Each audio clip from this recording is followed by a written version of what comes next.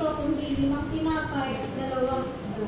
18, at sinabi niya, dalhin niyo rito sa akin, at ipinag-utos niya sa mga karamihan na sila'y magsingko sa damuhan, at kinuha niya ang 5 tinapay at ang 2 isda.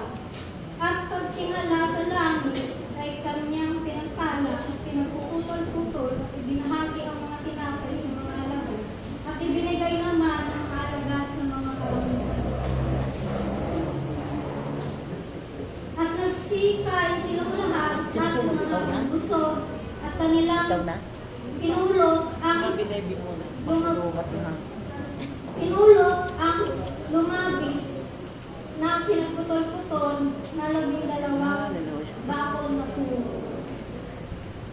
No. Ayun, ang aking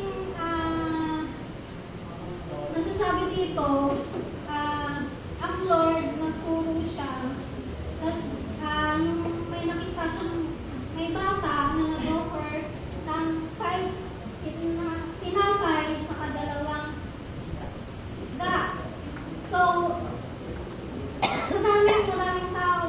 So, paano makakasya ng 5 tinapay at 2 isda dito sa karamihan ito? Ang kanyang miracle, pinagputol-putol niya, nagbasbas siya, uwi siya ng kay Lord na para mag-full ng hunger ng karamihan. So, ang dito, ang miracle talaga, nabusog ng mga tao. Talagang mahal talaga na, bakit nangyari yung ganito na full sila, na busog sila.